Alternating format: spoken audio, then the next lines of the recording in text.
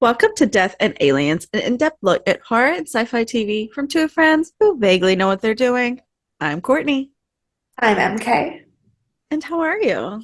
I am, I'm a new me. Spring break me is a new person. I'm I very love worried that. that come next Tuesday she won't exist anymore. You know, Um, but people it's come and fine. go. They do. But also now that my flights and hotels and Comic-Con tickets and whatnot are officially like booked for London, I think that like this version of me is just gonna stay because I'm gonna be living on the high of like Love. trip. Hmm. Um, if you watched Sunday's episode of the podcast, you will know that the biggest, most exciting thing that happened to me this week, other than all the London stuff, is that One's in another country. other than that, is that I went to my theater's season announcement for the national tours that we are getting next year, and I have not shared it yet. You have not even told me. I have not, although I did post it on my Instagram story, so like that just means you didn't watch my Instagram story on Monday night. Look, look, I don't watch Instagram stories. So Um, so the show that we are tacking, that we're getting first, and we're opening their tour is Mrs. Doubtfire. nice. Didn't watch it, but I did work their closing party and they were very lovely. Um, that is the one that I could take or leave. Like I'm very excited for tacking because I like the economic impact that tacking a show does, and I love being the introduction to the theater world for a lot of these people for touring because we do it better than most. So that's good. The other one that I could take or leave is Funny Girl. Also fair. I still haven't seen that one either, but I'm trying to catch it. I And then mean, there it's are till two July. there are two that are in the season that are just like that are not coming from Broadway. They just are rebooted national tours. Um, that I'm excited just because I don't think I've seen either of them live before. And that would be Les Mis and Mamma Mia. Interesting. Yeah. That's a Um, season. right? Oh, that's only half of the season Oh, because then we have the three that are worth renewing my tickets for. right. Um, one is, of course, MJ, which I knew we were getting. I told you guys Yes. before that we were going to get MJ. Oh, the trailer for that, Gonna I be died. it's oh, Um, it's great. I and love it. then we are getting Girl from the North Country and Can't Moulin wait to talk Rouge. about it. Oh, my absolute favorite. I am trying so hard to see Moulin Rouge again before Aaron Tveit Moulin Rouge, we have officially. a 2 week put down. We have a 2 week put down for Moulin Rouge. Did you see who they just announced is playing Satine for whenever the next Satine here on Broadway? No. It's JoJo. Like early Like 2000s Get JoJo? Out. JoJo.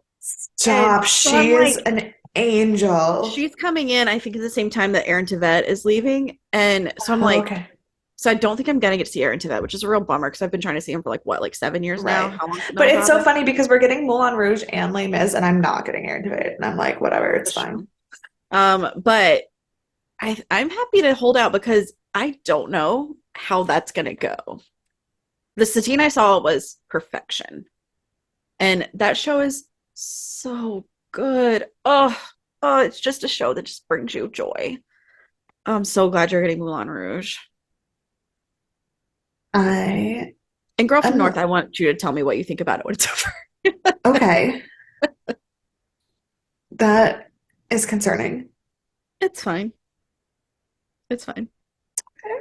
I mean, I'm I'm very excited excited. though. I'm I didn't excited just I'm not a big Bob Dylan fan, so I'm not going into it being like, oh, Bob Dylan music. I'm just going into it because it had such interesting critical praise, and I just want to understand what it is. Like, sure. The Bob Dylan music was probably my favorite part. So okay. you're gonna have an Okay. interesting time. I don't want to spoil too much or put you in a certain kind of headspace. So but we got consequences and Noel. They had two of the cast members there performing a song at the announcement, and they sounded freaking Oh yeah, amazing. absolutely. Music's incredible. Yeah, It's Bob Dylan, but doesn't sound like Bob Dylan. It's right. incredible. So I guess we'll see. Yeah, Yeah, I am. interesting. Well, I have moved into my homeliness stage. Okay. Because as we all know, no, me and you know, no one else in the world does, but Easter Yeah. Sunday, because no one knows Yes. our schedule. We Right. really do. And so I was talking to Noelle and about like what's what, and I always just kind of like burrow in my bed on Sundays, which is like depressing. And she was Yeah. like, well, I mean on Easter, not on Sunday. Sundays are not depressing. Easter is depressing when I burrow in my bed. Um, Right. and so I was talking to Noelle about it, and she was like, well, I don't know what me and my dad are doing. You should just come out to the house and we'll do like an Easter together. And I was like, oh my goodness, I could cook. I love doing these things. And so she was talking to her dad, and they're like, if you want to cook Easter, we'll buy all the groceries. You just come to our house, bring Sadie, and like all this stuff. So on Saturday night, when I go to the bar, whenever that may be, um, Right. I'm going home to grab Sadie and going to Linden at probably like 2 in the morning because then I can wake up on my Sunday and have my traditional holiday where I get up in the morning and I drink my coffee and I'm not rushing around and I just start cooking and I'm making all of the holiday foods aside from dressing. I'm doing turkey and then I'm doing chicken because she does, I mean not turkey. I'm doing ham and she doesn't eat ham, so I'm doing chicken also, which I haven't figured out which recipe I'm using, but I have a couple of Okay. ideas. So I'm doing ham, chicken, mashed potatoes, green bean casserole, peas, um, rolls, deviled eggs, and I'm gonna try again to get my chocolate pie to set. And I am just like above and beyond, I like am thrilled. loving that for you. I'll be playing waitress while I bake. It will drive Noelle insane, but I also learned Noelle doesn't know what cooking is. Bless her heart. I was like, "What kinds of things do you want?" And she was like, "I don't know. I like food." And I was like, "Ham." And she was like, "I don't like ham." I was like, "These are you have to tell me these things. Like you Right. do Like you you can't give me just more than say, I give me do." food because I will make food and then you will not eat Right. food. And Yeah, and like no one helped me with the list. And so they were like, "We'll buy the groceries." I was like, "Great." But as I'm very busy, I wasn't able to send the list till yesterday morning. I yeah, did it like 8 a.m. while I'm going to work, like sitting in a car, like doing my grocery list. And perfect. so I sent it. So Noelle was getting groceries last night, like 1 a.m. And she's texting me. She doesn't know. Bless her heart. I hope she listens to this because I've been shaming her for the past 24 hours about her Good. grocery buying habits. She Yeah, first please tell asked me. me if she could get Miracle Whip instead of mayo. No. And that's literally, I just put no in all caps. And I told her that was a very dangerous question. And Correct. she was There are like, times that I prefer Miracle Whip. I Like, usually don't, but there are times for Miracle Whip. well, here's the thing. If it's just like a sandwich, I actually prefer Miracle Whip because I like the tang. But if I'm making it in something and I'm mixing it, it It no, ruins the and it says it needs to be mayo, it needs to be mayo. right. I'm using mayo for like deviled eggs, and I might do like Yes. a mayo chicken, like a spicy mayo chicken. That's what I'm kind of thinking. Okay. Um, but like I'm like no, absolutely not Miracle Whip, 0%. Correct. And of course, if you want to have like a ham sandwich the next day, you want to have like mayo. I like mayo with my ham sandwiches more than like a Miracle Whip. But I get time and place for Miracle Whip. This is not Yeah. it. And then she's like, "Do you need butter or margarine?" I was like, "Butter. Ask for butter. I need butter." Like they're different. Hey, I'm cooking with it, margarine, and margarine shouldn't exist, first of all. Never do I need margarine. yeah. And then she told me she had some type of milk that it was unnecessary. And she was like, "What type of milk do you need?" I was like, "Whole milk." And she was like, "Okay." I was like, "You have to bake with whole milk. Like I can't make pie without any other milk. None of the other See, milks." I bake with 2%. Okay, 2% is like I'll bake almost with very good. 2% for most things. But often like, oh my God, the other day we made pancakes and I opened the fridge and I was just standing there staring in the fridge and Dan was like, "What's wrong?" And I was like, "You don't have any milk." And he was like, "We're out of milk." And Doug goes, "Oh yeah, sorry, we're out of milk." I mean, I never have milk because I don't really drink milk. I usually have like the on the Well, shelf almond that's milk, the but like thing. Dan was like, "Well, I don't drink milk." I go, "But you make pancakes like once a week. You should make sure there's milk in the fridge." true. But there wasn't milk, but there was heavy cream. So I just mixed heavy cream and water and That's fine too though. I But like split yeah, heavy I yeah, so I split the heavy cream in the water to make the sure. pancakes. And he goes, "These are so fluffy. They're so good. I'm leaving you in charge of pancakes all of the time." And I was like, "I made I them use too thick and milk. I literally made exactly the recipe except for that I did a half and half split of heavy cream and water instead of milk." Yeah. And then she was sending me But pictures of hams. And she was like, which ham. I was like, I just want like a small spiral ham that has the honey glaze packet with it already. I understand it's very controversial. A lot of people don't like the honey glaze. I do actually like the honey I glaze. love honey glaze, but I usually make my own honey glaze. But that's fine. But either way, it's still honey glaze. Yeah. And I was like, that's why I told her, I was like, this would be great. And then she was like, it's 8 pounds. I was like, we do not need an 8 pound ham for me to be the only one really eating it. So I was like, don't Correct. think more than 3 pounds. So I think she found one that was like right over 2 pounds. And it was like, it's not a spiral, which like is kind of a bummer for me, but it is fine. It's a nice ham. Yeah. So I Okay. was like, this will work. And then I was like, can you see if there's like, because especially around the holidays, they have like those honey packets, like or like the even the injectors and stuff nearby the hams for the holidays. Yes.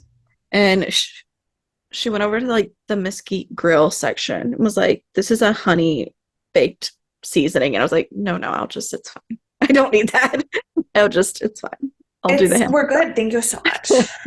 So it was a very interesting experience. She was like, I'm never grocery shopping again. I was like, no, you are correct. You are not grocery Yeah, shopping again. no, that's a good choice. Yes, we will in the future I will make sure we do this. I did instruct her how to buy Tony's, which was fun. Um, but they only have the more spice option. It was like, it's fine. I can always work with more spice as opposed to less spice. So Right. that's totally fine. But Oh, poor sweet baby. it was a very interesting experience. Um, but then she was like, and I got treats for the dogs. I was like, great, that part you're good at. You know how dogs work. So we'll let you keep going with the dogs. That's fine. So You can, in fact, do that.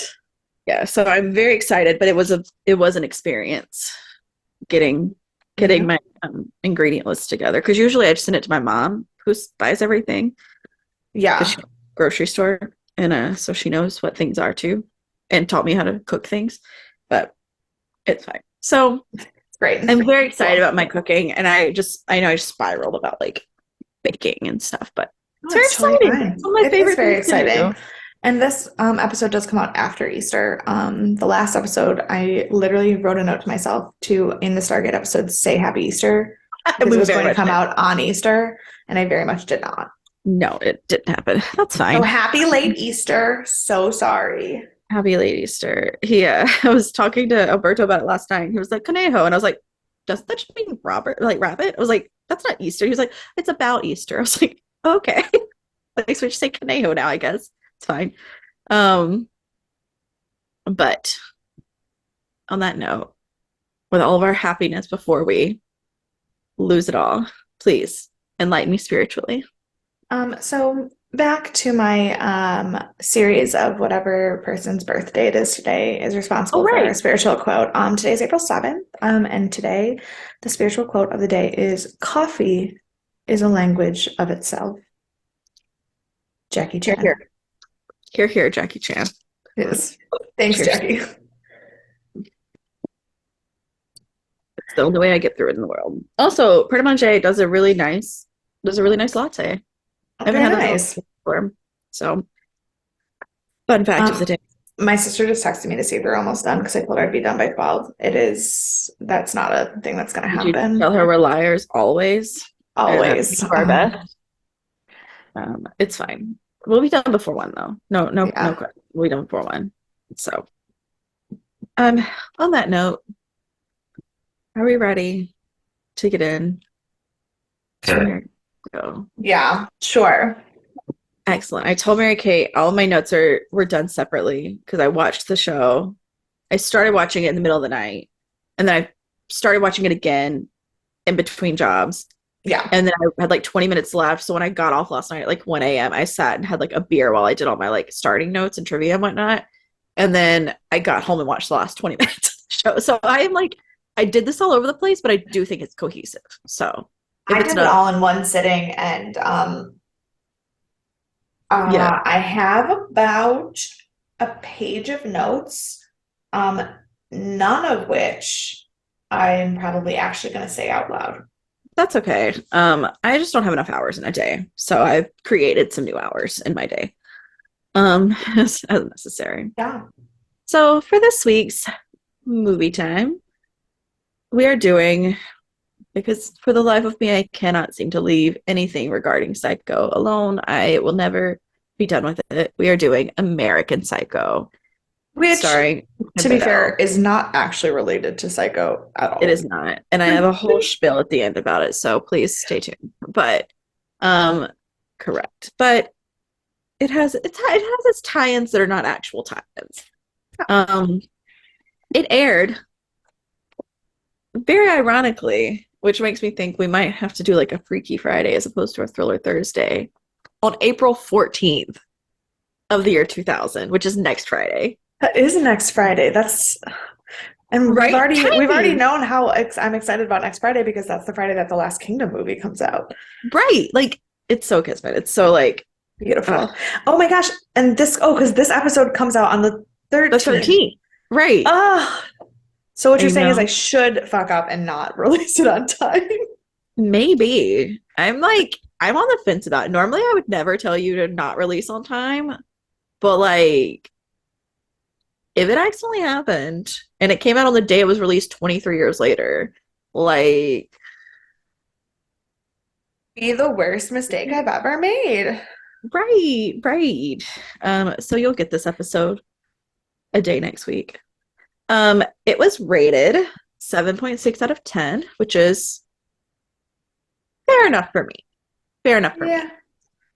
Um, the number one movie, also ironically, this movie really ties into our current system of Okay. DNA. The number one movie was Rules of Engagement, which was last week's Oh, Stargate title. right. Because we talked about how you thought you were like Rules of Engagement, that movie. Not about that at Yeah, all. tying everything in. Yep. Um, the number one song was not at all tied in. Maria Maria by Santana, which like tracks Love Santana. 2000. Same.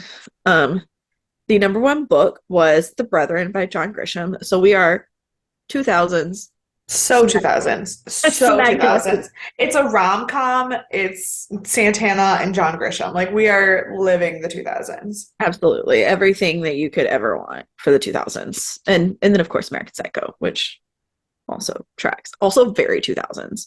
So Um so I have some like random facts for on this day. Um this will really take you back to 2000. This was the day that Metallica filed the lawsuit against Napster. shut up. Like Listen, I was a solid 8 years old. I don't even really remember Napster except for that people talk about it all the I time. don't really remember Napster. I mean, of course I do now because I've studied it so much between law Right. school and publishing and et cetera, et cetera. But like, I remember Napster because Napster was like on its way out because of this lawsuit as I was getting into LimeWire. Yes, I was And like, so, I LimeWire, sure. yeah.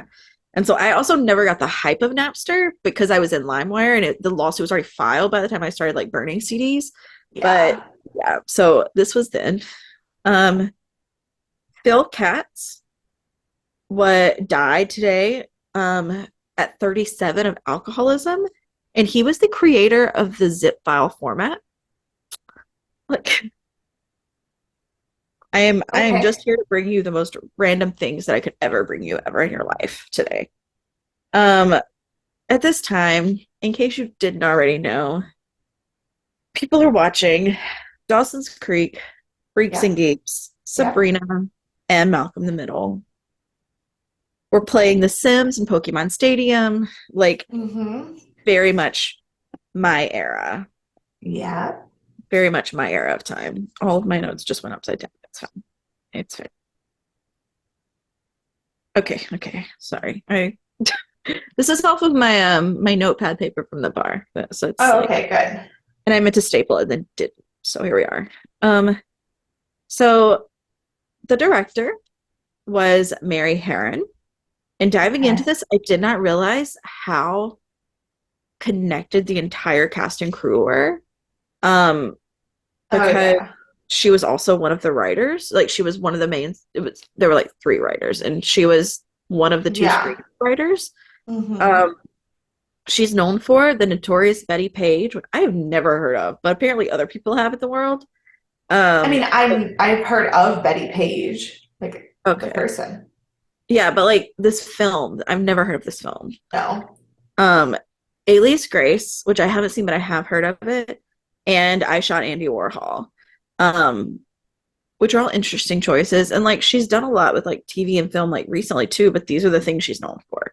Yeah. Um, some fun facts about her, because I love a good fun fact. Yeah. Um, she directed her first film at 43, which means that it's okay that I'm falling apart Yeah. quickly. Um, she was the first writer to interview the Sex Pistols for American publication, because she was a Dope. rock journalist before she was a director. Love it. She helped start the first punk magazine called Punk. Like, Yeah. kind of a wild card. Um, yeah, and so to get into the writers, of course, Mary Harron, who we just talked about, and then Guinevere Turner, who is also known for the notorious Betty Page, a show called Go Fish that got the similar recognition it said to Clerks because she was friends with Kevin Smith. And at the time, Go Fish and Clerks apparently came out together, but I've only heard of Clerks, I've so I only don't ever know. heard of Clark. Yeah. Yeah, and the L Word, the Okay. original, not the current. Oh, Um, okay. Yeah. yeah, and then fun fact, she is also one of the actors in this show. She plays Elizabeth, who is the friend the second time we see Christy in the film. Um, Oh, she's the friend that like is all over the place. got Um, it. she's also Gwen Turner from Mallrats is based on her. Very. I haven't seen Mallrats, but I know about it. Yeah. Um, and for the third writer, obviously, last but not least, it was based on the novel by Bret Easton Bret Easton Ellis, Ellis. Yeah. and he's also known for Less Than Zero, The Canyons, and Rules of Attraction. So he's like, been around the block. Oh, A yeah. couple of fun facts about him, specifically to Psycho. I mean, American Psycho. Everything's the Yeah. same. He received a ton of death threats after it came out. The film, not the book. Um, Okay. and Simon and Schuster gave him a $300,000 advance for American Psycho, and then refused to publish it. Like after they saw the backlash from it, and Vintage ended up picking up and releasing it, but Right. that is a lot of money to not follow through. Um, that was wild to me. Our editor is Andrew Marcus, I think is what my handwriting says. Um, who's Good. known for Howard's End, Mary Shelley's Frankenstein, and the 1993 Much Ado About Nothing. Okay. Oh, I love that movie. I haven't seen any of those, but he won an award for Howard's End. Howard's And End is critically acclaimed. I I don't was gonna know say, I feel like it. I've heard of it. Yeah. But man, the 1993 uh Much Ado About Nothing has you fully believing that Denzel Washington and Keanu Reeves are blood brothers, and I don't even Oh. care. I've still not seen any versions of Much Ado About Nothing. Um, It's my favorite Shakespeare I comedy. I know. It's on the list. Um, and for the cast, there's a lot of them. So I'm only addressing the one because we all know Jared Leto. We Love all that know guy. Reese Witherspoon. We all know Justin Theroux. Like, there are people, and there's a ton to say about all of them, I'm sure. But instead of spiraling off into just talking about the cast for the next half hour, just Right. going to talk about Christian Bell. Um, of course, the the Patrick Bateman. For those of you who don't know him and you live under a rock, he is not only known for this film, he is also known for Batman Begins, The Dark Knight, and The Fighter, which he won awards for all of them. I'm actually not sure if he won awards for Batman Begins, But he but should he did. have. But he should have if he didn't. But he definitely did for Dark Knight and The Fighter. Oh The yeah. Fighter is the one he won the most awards for. Yeah. Because Um, people don't give awards to superhero movies. He also was in Thor, Love and Thunder. I haven't seen it yet. I remember. Okay. Mm. No, but yes, I'll watch it. I'm sure he was. I love him. I adore him. Um, some fun facts about him. He's like the world's most ridiculous method actor still living to this day. And the fact that he didn't die during The Machinist is Oh fucking my God. bananas. insane. He lost so much weight for that. And oh God, But yeah. then the next thing he filmed after that was Batman. So not only did he go back to like his He regular bulked weight, up. he bulked the fuck up. How he is alive. Yeah, he went down 60 pounds and then went up 80 pounds. Like it was wild. I spiraled on his fun facts, but I Oh, actually didn't include those because I was like, I have to break it down some. Um, I watched but so yeah, many videos about him. as you yeah. So he one thing I thought this was fun. Oh, I didn't realize this about hold him. on, hold on.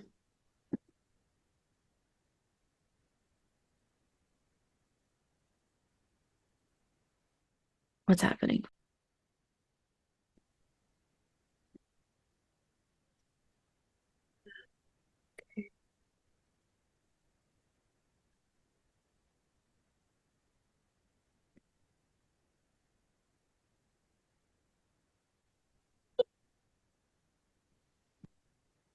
Are I you know okay? my microphone just stopped. My speakers just stopped working through my microphone. Oh, weird.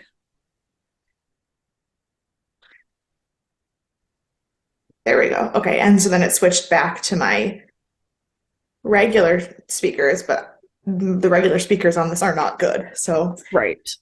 but I Okay. fixed it. Okay, we're good. Excellent. Fun facts. Um, he uses an accent when acting in any American film. So, like, not only does he use the accent while filming, he uses it while around everyone. He uses it in interviews about that film, like, which is very interesting. Which is And why so many people didn't know after Batman because it was the first thing that like yeah, put him in like pop culture. right. People did not realize he was British, and I was like, Yeah, he's okay, Welsh. But yeah, yeah. yeah. And Well, like, okay, it's a Welsh sorry. accent, I not didn't a. say English. I said British. The No, Great Britain includes Wales. I just want to be very specific. I don't want to be picturing a like traditional British accent. Oh yeah. But yeah, like people in American Psycho didn't know until the end that he was Welsh because he only spoke like in an American accent. That's Um, amazing. he met his wife through Winona Ryder because who else? Um, Right. he this is my favorite rabbit hole that I jumped in last night. He replaced Leonardo DiCaprio for American Psycho, and this is a strong take. But seeing Leo DiCaprio and like Wolf of Wall Street, I think I would have liked to have seen him in this role. And I think Christian Bale had his good and bad points for this show, and I think he's an incredible actor. Like Hmm. aside, I would have been in So Leo. I disagree. Okay. But again, I've watched a million videos about Christian Bale, and I've seen a lot of like interesting deep dives into this. Mhm. And I think 2018 Leonardo DiCaprio would have been phenomenal in this. Oh, 2000 absolutely. Leonardo DiCaprio, in 2000 Leonardo DiCaprio had only done like Titanic and Gilbert Grape and Right. Romeo and Juliet. He was not at all No. mentally or physically prepared for this role, and it would not have been successful. And speaking of not being the right audience, this Right, right, yeah, right. would not have fit. Absolutely. I So would and Leo in knew that. hindsight. Like Leo Yeah. turned it down because he knew that he was not going to draw the crowd that was made sense for And this movie. Gertrude Steinem, Yeah. Gloria Steinem. Those are Two two different different. people. Gloria Steinem reached out to Leo and was like, "You can't do this. Your current like fan base is a lot of young women and young like people. Like this is not that film." And so he Right. did turn it down, but he also turned it down because Christian Bell like was so set on playing this role Christian that Bale he wanted approached it. so many people. Like it was I'll come back to this point because I wrote it down somewhere and I don't know where on my let me see if I wrote it down on this side. Um oh, this might be in like the after. I don't know where huh. Okay, yeah. That's Good. I don't know. I don't know where my thoughts went after that. We were talking about Christian Bale wanting the Oh, role real. I put my notes in the wrong order. I see what happened Mm. here. Okay. So he I didn't write it down. What did I not? Why did I not write this down? He asked, there was somebody else who was offered the part. Oh, it was Ian McGregor was offered the part, and he personally went and begged Ian McGregor not to take it so that he could get it. And like to be fair, I don't think I would have liked to see I Ian don't McGregor think I would have liked role. Ewan McGregor doing that. No, Ewan McGregor should not have done that. I agree. Yeah. So it's like he fought for this role. Um, he was the youngest and first non-American actor to play Batman. Um, Jesus Christ, this is why I staple things. He also, not only to tie him back into Leo, he also auditioned for Jack in Titanic.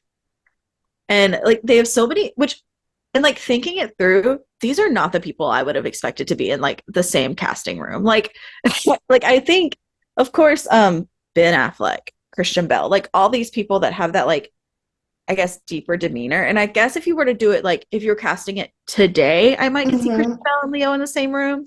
But in Now, 2000, have you would not. ever seen The Prestige? No, but it's like I'll probably watch it next weekend. Like it's on my list to like watch now. It is my like it is in my top five favorite movies, and it is a very, very different Christian Bale than you see Yeah. in like what he does now.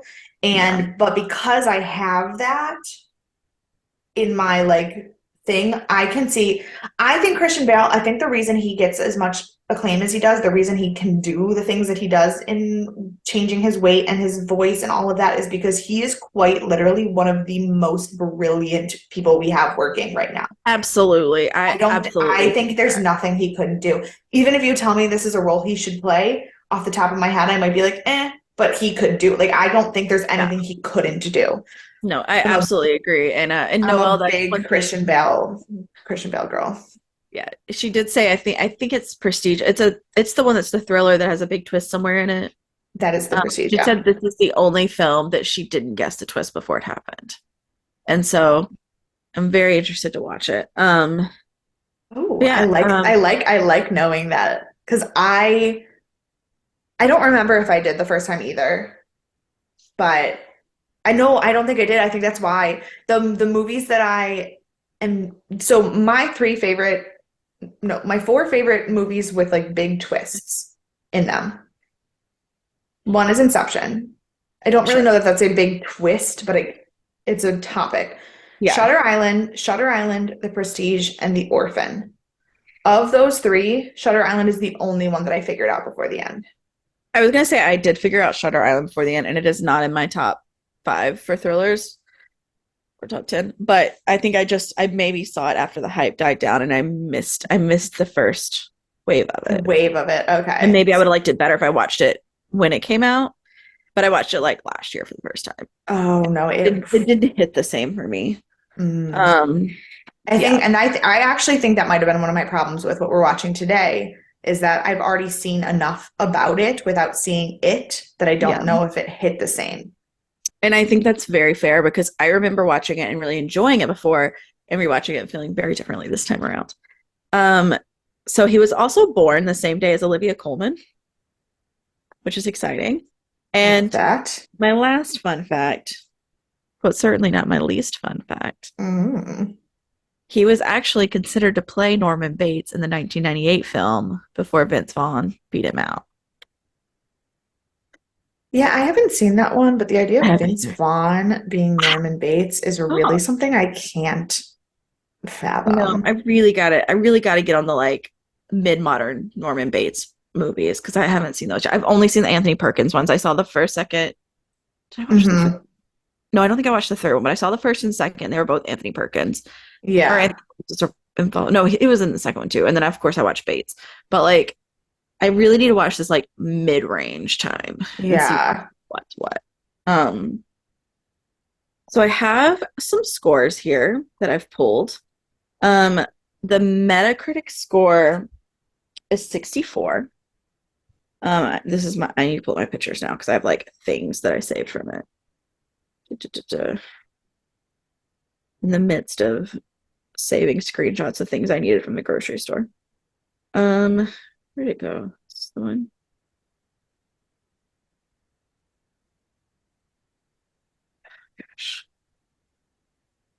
did these backwards. I wanted to do this after the show, and I took pictures of them first. Oh,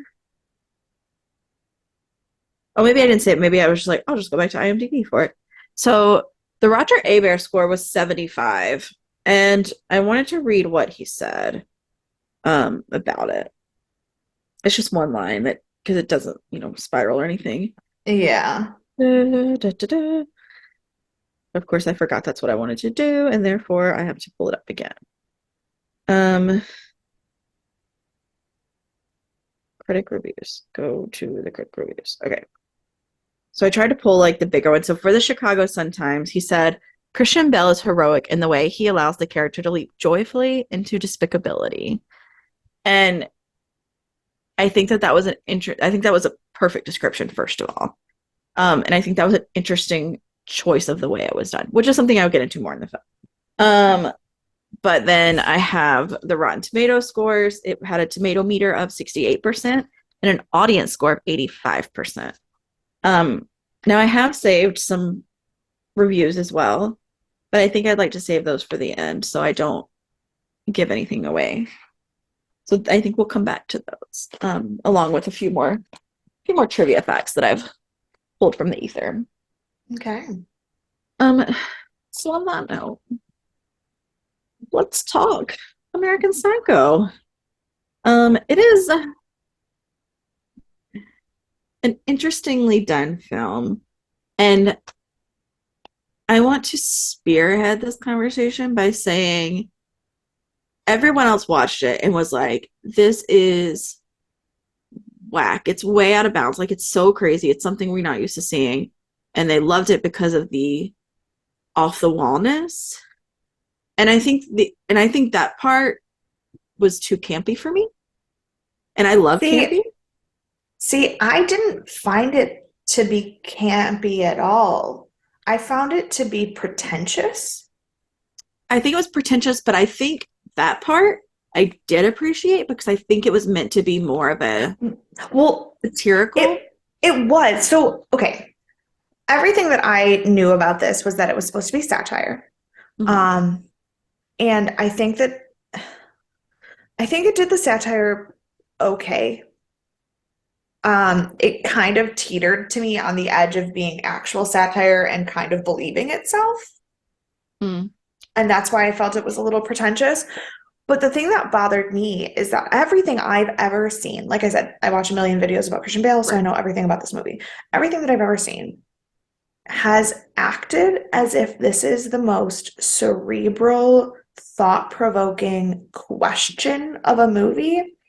And from 2 minutes in, I knew the answer, and I found nothing about it thought-provoking. Yeah. I agree. I think it was more of a handed to you film. Like they were like, we want you to see this as satire. We want you to see these things that we've included to show how psycho he is. And also it was meant to be a comment on the like 1980s yuppies, like of Wall Street. So like I didn't think they were trying to hide it. I thought they were trying to hand it to you, which is why sometimes I felt it was a bit campy because I felt like it went a bit too in your face. Instead of making it a little more subtle, which I think would have brought it out more. I think would have made it a bit more enjoyable. If you did have to think about it more. Yeah. No, for sure. I that's why people were like, I've seen like Reddit posts that are like deep diving whether he did all of this or not. And I'm like, no, he Absolutely. didn't. I'm like, he absolutely didn't. It basically tells you from the beginning he didn't. The No, first, no, he didn't kill anyone. Yes, he did. No, he didn't. He did. It's based off the novel where he killed everyone. Okay. No, but the way the final scene where they're like, I saw Paul Allen in UK last week. No, the whole movie to me is that it is all in his head. He's lost his fucking mind. I mean, he's definitely lost his mind, but so yes, yes, okay. So he did not kill everyone, I agree, in the film, and I feel like that was a lot in his head. No, I think the movie and I think that's why he got the people who got death threats from the book, like when the movie was filmed, because I think the movie makes it obvious that he did none of these things, and in the book he does. So also he does do a lot of it, but he doesn't always do it in the way we see it. It's a lot of what we see, I think, is what's in his head. But like that final call at the end where he confesses to everything, those are all the things he did. Those are all the things he says he did. Those Those are are all the things he did because they were based off the book of the story. I don't think we no, no, saw no, them. no, no, no. Here's the thing. That's what I'm saying. I know what the book says happened. Mhm. In this movie, he did not do any of those things. I think he did. I don't. I think he And did. I think that's why I hated the movie because I think the movie is trying too hard. I think I think that's a fair criticism. Um, I do think he killed those people. I think when it came to like, because like when you look at what the directors and writers have said, like they like his body count is 12. That's how many people he killed throughout the film, and those people died. But I don't think it was in the necessarily the way we saw them, and I don't know that it was necessarily in the time we saw them.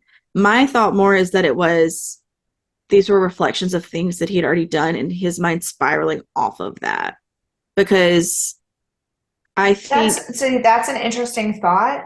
yeah, I just think that the way it's set up is because okay, and this is where I tell you. So in the beginning of the movie, the first couple times, there are quite a few times in the scene in the movie where he is having conversations with people and he says very violent, graphic things. sure, That yeah, it is then very clear that he didn't actually say that out loud. right, And from the first time he did that at the bar, I go, oh, this movie is all about a man who's losing his mind and what he wants to be yes, happening versus what is. And absolutely, then all of the information that we get from other people in the movie, when it's not just him alone, is that these things didn't happen. Like when he goes to the apartment and there's not actually anything there. When he's yeah, running through the halls with a chainsaw and nobody hears him. When right, people have seen these people. When people don't even know who he is. Like mm-hmm. in my mind, the way that that puts everything together is that every single bad thing he did was a fantasy because he's not okay. I think, like I said, I think what we saw in the film was fantasy. I think it was stuff that was not actually happening that he was seeing, like you're saying. But I think it was that all happened because he had already started fulfilling some of that fantasy before the film, before what we saw in the movie. I think it was like a precursor. And I Which think that's is what spiraled him in the movie. which is fair. And I will say, if you're going based on the story in the book, Mm-hmm. that makes the most sense. But I think as a standalone piece of movie, what they did was they tried to create something cerebral and then accidentally plot hold themselves out of an answer. And that's why I don't like it because I went into the movie being like, oh, so it's all in his head. And then the ending tells me it's all in his head. You know Yeah. what I mean? So like the difference Yeah. is like if you look at Inception, you're like, I at least 5 times during the movie, you don't know which is the answer, and then it's still a question mark at the end. In this movie, they tried too hard to make you not know what the answer was, that you knew what the answer was, if that Right. makes sense. And that's Yeah. why my mom was like, you're not the target audience for this movie because you think about these things, and that's not what they want you to do. Right. And I think they tried too hard to do too many things on top of that because Mm-hmm. it was meant to be a satire. It was meant to be a comment on psychopaths, serial killers, on top of trying to write within and without of the boundaries of the novel. Mm-hmm. And like Bret Easton Ellis being so involved is why I do feel like these things happen to the Patrick Bateman in the film, but Right. didn't But happen. I think it didn't land. Like I think No, that you're exactly. right. I I think it think that didn't land. I see for me the problem was that didn't land. Him killing I literally walked out of the movie thinking he killed no one. So that did not Right. land the way they wanted Yeah. it to. The satire didn't land Mhm. quite the way they wanted it to because it just felt so heavy-handed that it almost believed itself, in my opinion. I agree. And the thriller parts of it didn't land because literally there was one scene in the movie that I thought was scary, and that's it. Yeah, I that's why I think the phone call that he made to his attorney about who he killed Hmm. is the ones that we didn't know who they were, like his ex-girlfriend Bethany, who he killed with a nail gun. Like Yeah. I think the scene with him with the nail gun with Gene was meant to be him losing his mind in the place of where he had already gone with Bethany, because it's him reliving these things that he's already done, and not necessarily to these people we're seeing, but in his head, because he's already committed them elsewhere. And I think Which is was not very, portrayed well. no, I think that's when you say it that way, I'm like, that makes a lot of sense based on what happens in the book. And the thing that I've always heard, I have not read the book I all the haven't way through. either. I've not read the book all the way through, but everything that I've read about the book is that it is very hard to read. Yeah. Yeah. Um, because I it did. is that. Yeah. And so I think that is what they were trying to do, but I didn't believe that. Yeah, I definitely agree. I think the only reason that that makes sense to me and that even came to me is because I did such a deep dive into the Mm-hmm. combination of how the book and the movie related. And Mm-hmm. they did a lot of, but it was like they picked and chose how they wanted to stay true to the book and how they wanted to try and be this like in your head film, because like And they use direct lines from the book. The business card lines are from the book. The end of the okay, scene, it ends on okay. no exit. The last scene of the book, the last line of the book is this is the exit, or this is there is no exit, or something like that. But it's like the same thing. And so Well, and it, those moments were so heavy-handed. Like when they had that last shot with exactly his monologue, I go, well, that sign fucking means something. Like right. it didn't mean shit to me, but it Yeah, does, like, you know what I mean? And it was it the wasn't subtle enough. my biggest complaint with the movie is that it tried too hard because like because everything that I dislike about it is the heavy-handedness. Like the Me too. business card stuff in a book, like in a novel, when these lines and these things are happening and they're nitpicky and they're not all at once and they're little by little by little, I get it. I Mhm. understood where they were trying to go with that. Sure. I also was like, if I don't ever see a fucking business card again in my life, I would not care. Like, that is the most petty bullshit to be that angry about because the Right. buildup wasn't there.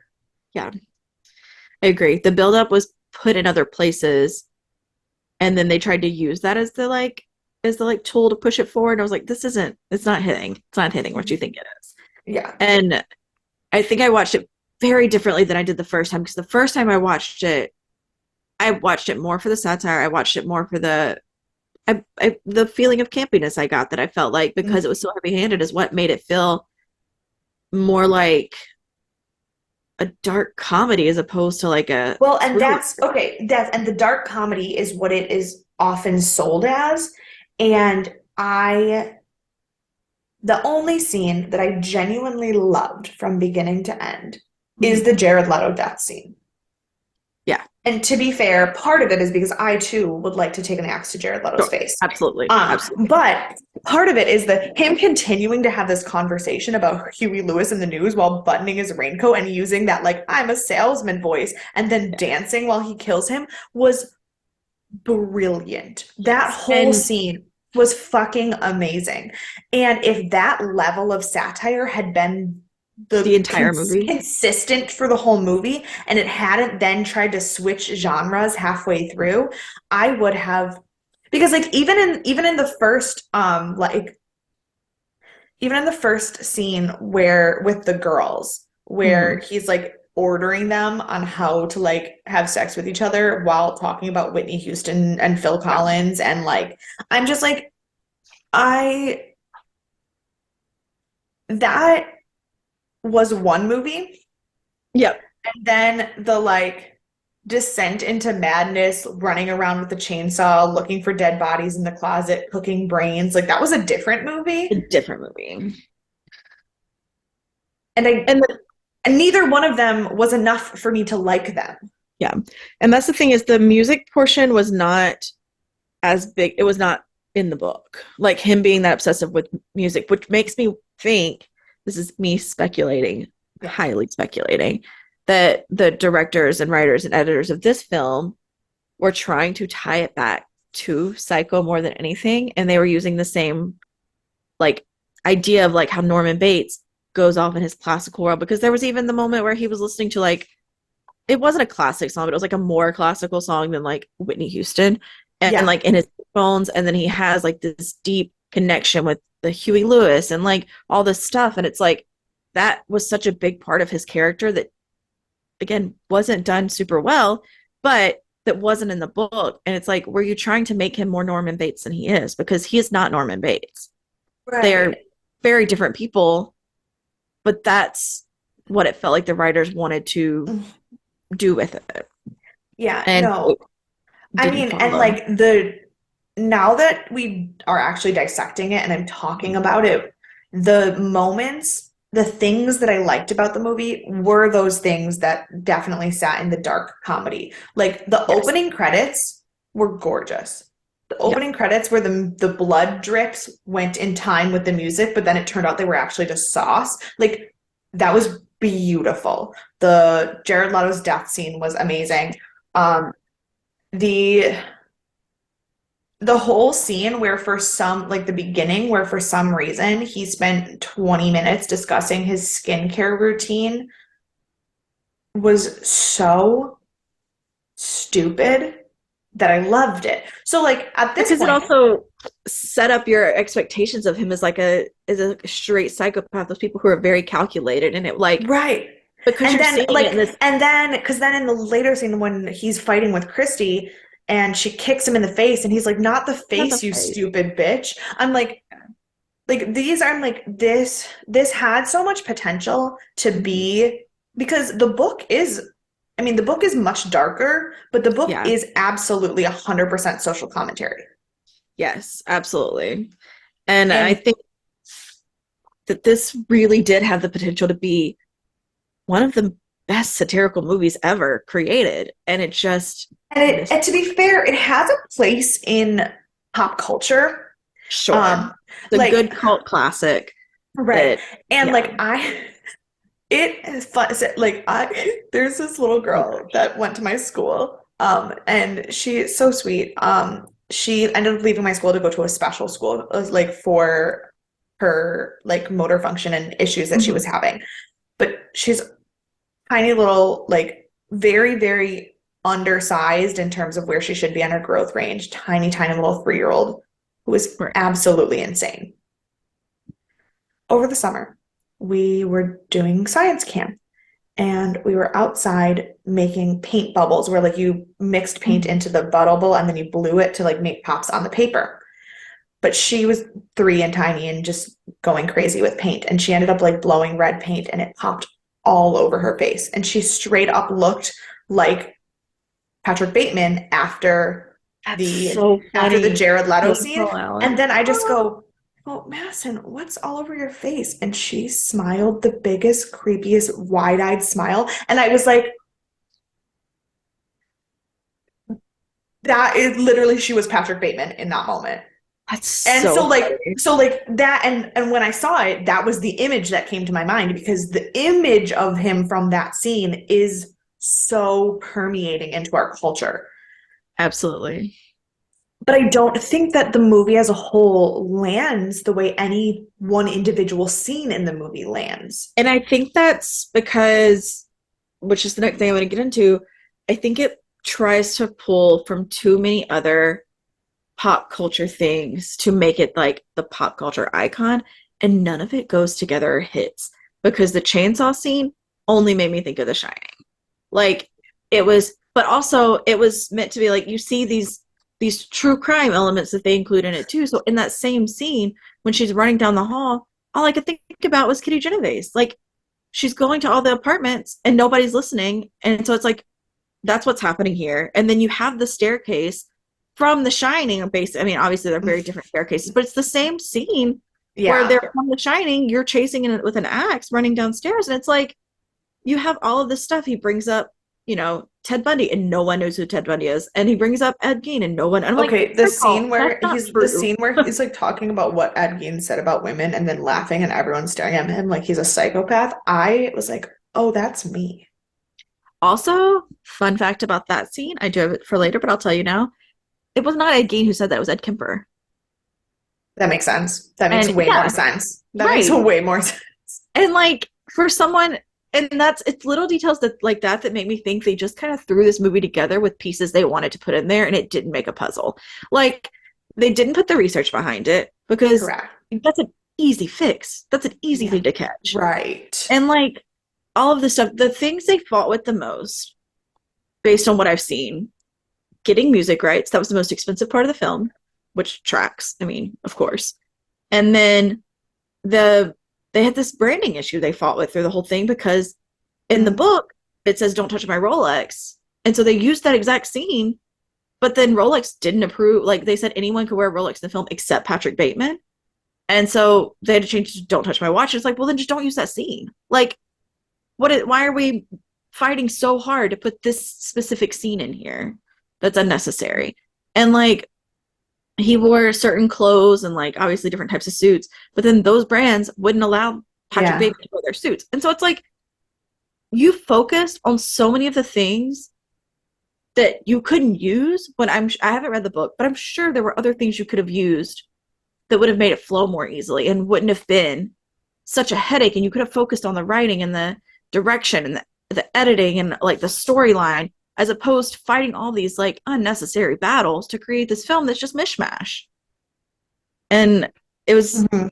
very unfortunate for me, but we do have like, and it felt so unbelievable, especially being set in the 80s because they're like no one knows who Ted Bundy is, no one knows who A Kipper is, and I'm like this is late 70s when they rocked the world. Like Right. everyone in the 80s is still shook about these serial killers like that have just seemingly come out of nowhere because the 70s when we first really started getting our notice. Well, And and on the note of the 70s and the serial killer thing, there was moments in the movie where it felt like they were trying to romanticize his psychosis by mhm, like they had that scene in the beginning when he was out to dinner with everyone and he went on that whole spiel about like basically like his presidential campaign speech about all mhm, the things that he thinks we need to fix about America.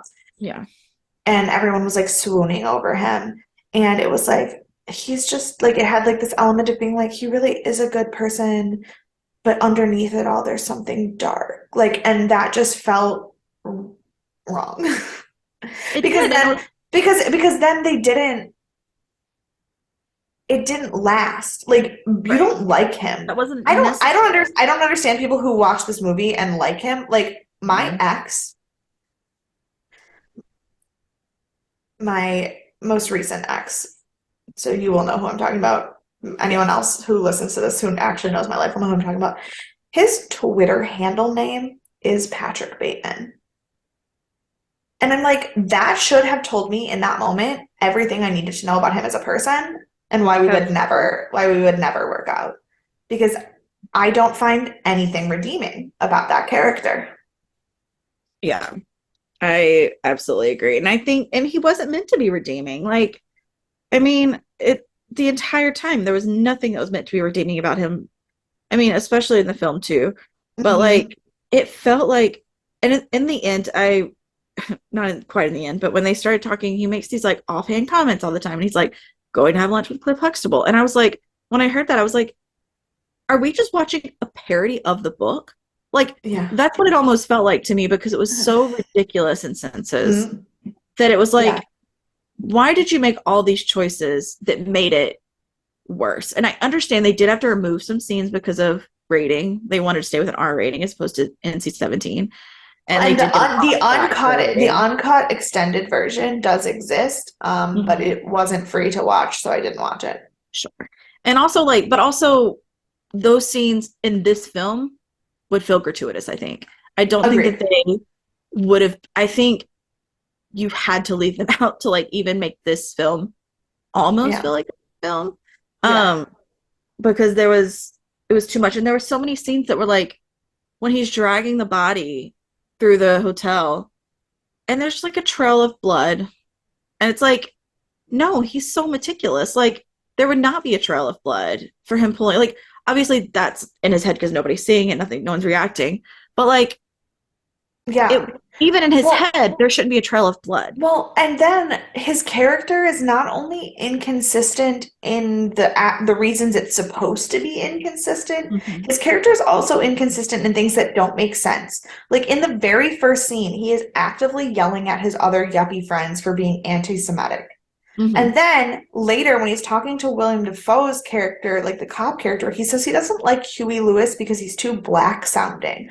I'm like, I Right. don't, you're like, your character just like suddenly decided to be racist. Like, I don't, Well, I think that was meant to be, I think that first of all was a throw off comment by them, but I think that it was meant to be like Huey Lewis, he was talking about what an icon he was, and that yeah. was the music he used to kill Paul Allen. So No, no, no. therefore, like I totally he was, know yeah, why. I I think he was totally, trying to step away from himself in that scene. which makes So I don't sense. think he was being inconsistent It, necessarily. it just felt like a weird, because it had no consequence any other time and for anything else, it just felt like a weird way to do it. Like he could No, have picked, definitely, there could have been a definitely. million other reasons why he didn't like that. I Right. don't He know could have been like Huey why. Lewis is so overplayed, or like something like that. So Or many like other. I'm more into jazz. Like Yeah. there's Yeah. literally 100 other things you could have said than suddenly picking a racist comment when your character has been actively not racist.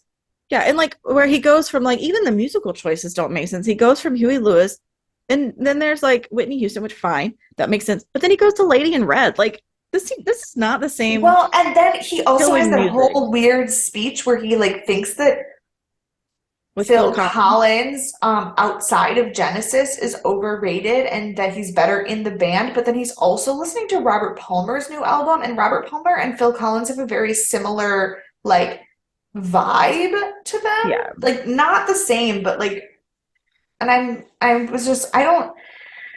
And he also talking about Phil Collins, he messed up some of the facts. And Yeah, that not how that should have gone because of how if you set him up as this meticulous person in the first 5 seconds, he has to be that way throughout. Like it was so inconsistent, right. so And like inaccurate. If he's like Rain Man about music while he's killing people to keep his head calm, he should be Rain Man about it. Like he should have the Yeah, details correct. right, exactly. And like so it was just so inaccurate throughout the film, and it was like how did you let this go? And like if you chose to do it that way, that was a bad choice. Like Yeah. but it seems more like an error and like they gave him these spills. He messed something up. They just left it. Like instead of going back in and choosing to do it differently. And granted, like when uh Leo DiCaprio was offered the role, he told him he wanted 21 million to do the role, which would have put their budget at 40 million. And in the end, the budget of the film ended up being 7 million. So like it was a lot lower than expected.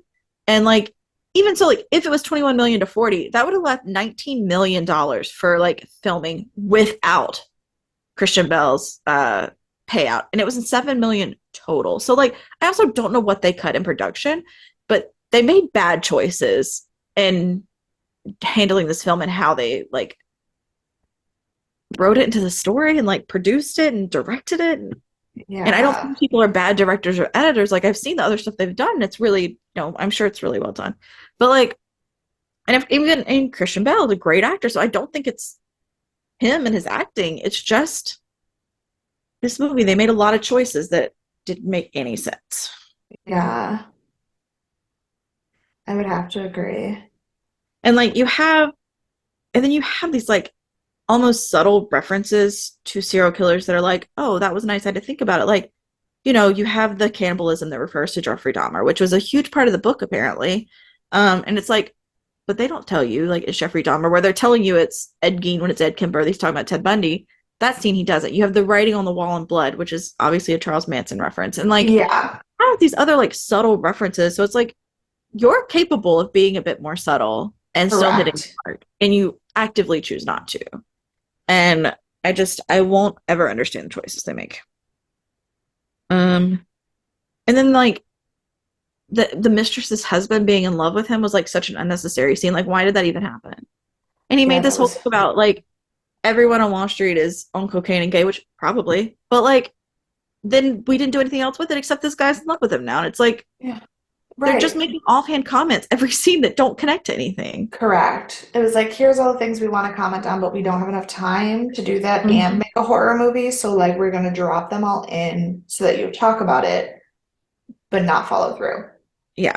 And then he's also inconsistent as a murderer, I guess, because like with serial killers, they're all very calculated in the way they do things. And so he's filming, he's doing this, but then he ends up as a spree killer in the end. And it's like those are very different mindsets. They Like are. that's not, it doesn't evolve into spree killing. And maybe this is just because I've spent too much time like researching this and whatnot. Oh, But like but also if you're writing the film, you should have spent as much time researching it too. So like you understand the psychology of it is that's not how it evolves. And that was off the wall. And yeah, so my summation of who he is as a character is meant to be he is a summation combination of all of the serial killers that were popular in the 70s. I mean, they're popular today too, I guess, but like were relevant in that time, but also they wanted him to be more connected to Norman Bates than he was. yeah. And it missed the mark. Mm-hmm. And I think Um, that since I wasn't watching it from a critical lens the first time, maybe I didn't feel that way. But watching it this time around, I was like, absolutely, this is a disaster film. correct. I will say I also just decided to look at the IMDb trivia page. And I'm not done yet. Don't steal my okay, trivia. I don't no, I'm doing I'm trivia only next. I know, but I only wanted to share one because it has to go. It is because we have decided you were saying that you don't really fault the creative team, but I kind of do.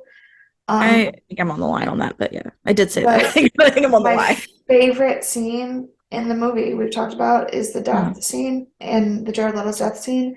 And according to IMDb trivia, the dancing in that scene was entirely just like Christian Bale just started dancing on set. And I was like, this is why I love him because he managed to make the only scene in the whole movie that I liked better because he's just a weirdo.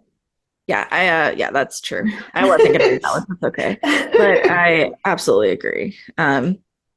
But yeah, so I think I can't rant about this movie anymore. Do you have any Yeah. final thoughts before we start punching people or going into trivia, etc.? Nope. Nope, I just did not like it. And I felt bad because I Absolutely. really wanted to like it. And there are moments that I like, and I do understand where it sits in the mainstay of American filmmaking, especially having a budget of only 7 million. But I think none of the things it tried to accomplish, it did. Yeah, I think they made bad choices, and I think that their budget could have been bigger if they were looking at a $41 million budget and then went to seven. Like, that's an insane difference. So, like, Correct. I think You they can, made bad choices. yes, very. Um, because they could have doubled it and still been less than half of what they initially thought they were going to Yeah. pay. I do Um, have one other thing that I want to talk about, but I don't know if you're going to talk about it in the trivia, so I'm going to wait. okay, we can bring it up Okay. at the end. If not, Okay. who do you want to punch in the face? Well, my problem is that I'm still under the firm belief that like 98% of this movie didn't actually happen. Sure, Um, so I think I have to pick Patrick Bateman because I don't absolutely, know what else happened. absolutely, no question. I, on the other hand, related it to my actual life and went very not wildly different direction, but like watching this, I was like, these are 27-year-olds who work on Wall Street and they are insane. And this movie is wildly inaccurate. And then I was like, I know 27-year-olds who work on Wall Street and they do just do cocaine all the time and be rude to people and are obnoxious. So I absolutely would punch Paul Allen in the face. Oh, for sure. But I'm always also going to take the like opportunity to punch Jared Leto in the face. So like that Correct. must be a That bias. is the correct answer. Yeah. Who is your MVP?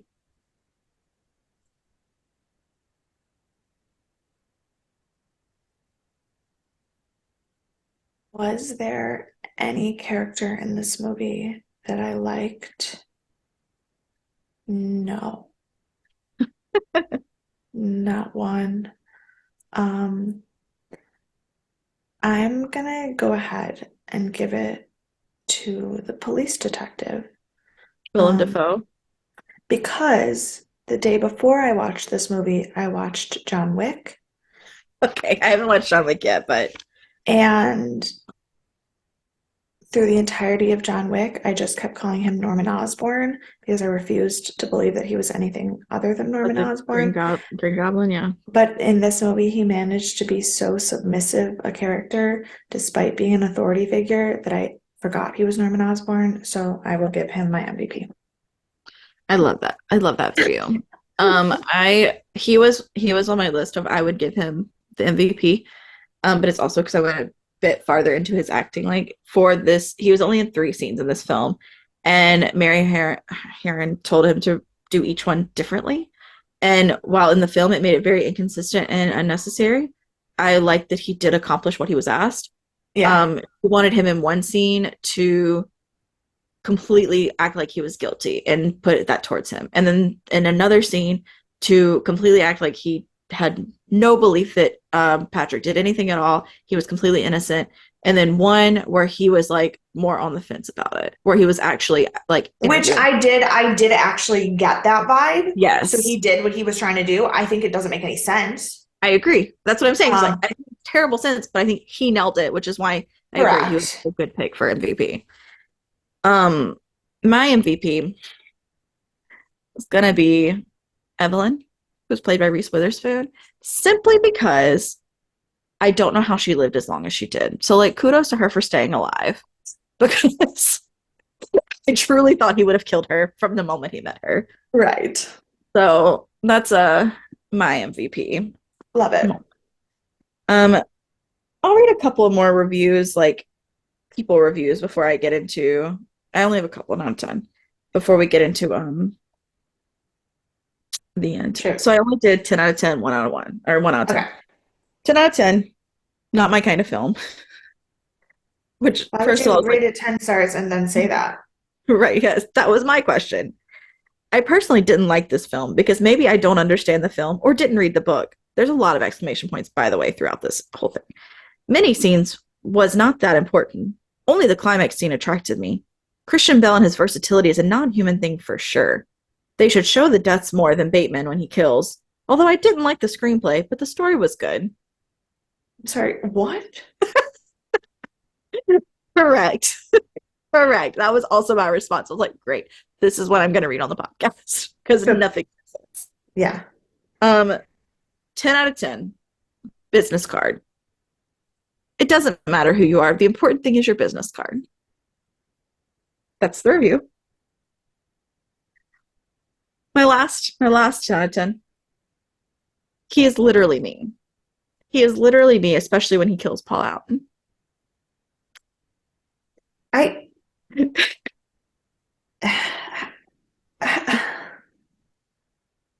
I nothing makes sense in the world.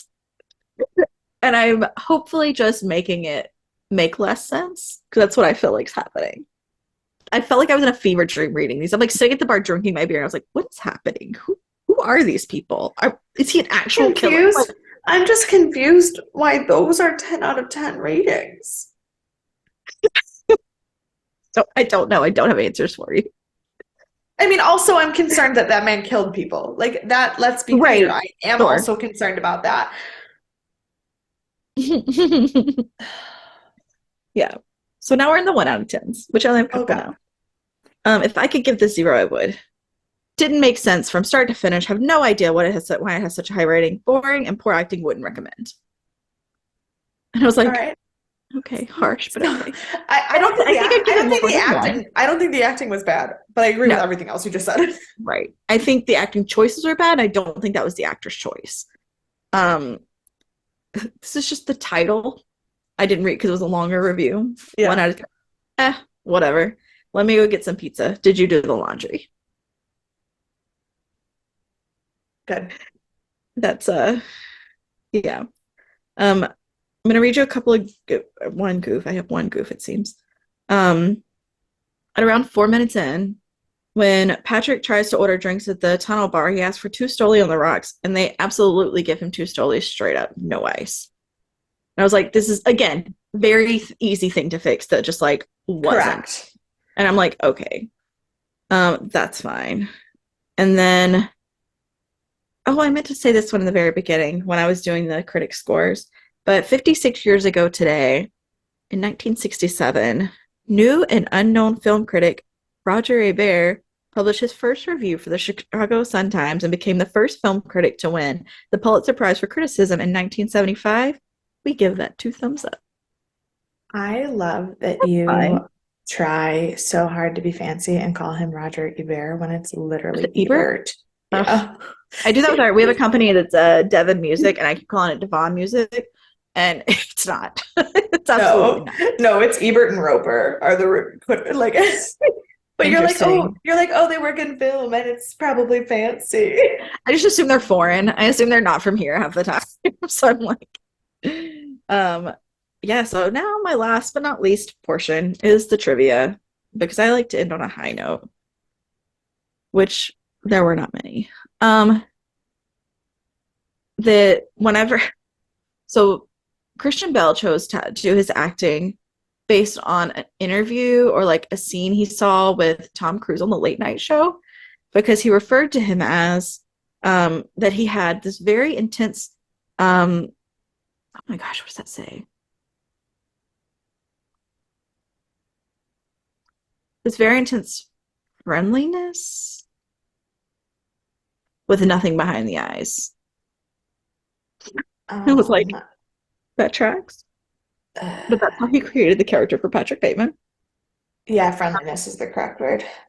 Yeah. And biggest cost was the song rights, which I mean they used iconic songs. They used Genesis, Huey Lewis, but like of course that was the highest cost, especially Yeah, since the budget was 7 million. Like yeah. um I mentioned the huge issue with the brands, which was one of the big things. The Ian McGregor, did I tell you all this already? Oh, the name is obviously based off of Norman Bates. Like he didn't even try to pretend like he named it American Psycho and like but he Patrick didn't Bateman.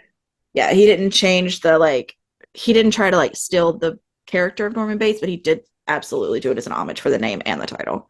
Yeah, So he talks about Whitney Houston, but the reason we don't hear Whitney Houston is because she refused to have any of her music in the film. good. Good for her. Yeah, good for her. Um, the character of Patrick Bateman is based on Ellis's father. That's concerning. Yep, yep. Um, people said that there was this big thing about how Huey Lewis is so mad about how this came out and all this, et cetera, et cetera. But I think it was 2008. I didn't write down the year for some ungodly reason. Huey Lewis and Weird Al recreated the scene with a parody of Hip to Be Square. And it's the scene where Huey Lewis kills Weird Al, like Bateman kills Paul Allen. And he's like, try to parody me again. Like, I didn't watch it yet because I found it like at 1 a.m. That's Isn't that amazing. incredible? Isn't that incredible though? I Then honestly just think Weird Al might be the coolest person on planet Earth. I think so. I think Have you so. seen the Weird Al movie yet? Is it out yet? No, it is out, but I haven't seen it yet. I Okay. think it's on one of the like Paramounts or one of the Okay. streaming accounts, which I have, but like I just haven't watched it. Okay. But I heard good things. I heard it was interesting. Yeah. Uh, we kind of mentioned this, but the film is still heavily debated what genre it falls in, and it Oh yeah. listed like 10 genres. Yeah, because it doesn't know is the biggest It problem. doesn't know, and like so we can't know. Yeah. So 40% of this film, Patrick Bateman, I mean Christian Bell was either fully nude or mostly nude by choice.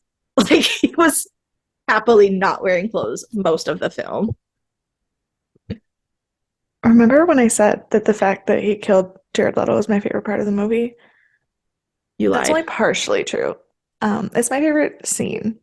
But my favorite thing about this movie is that Christian Bale's ass, All over it.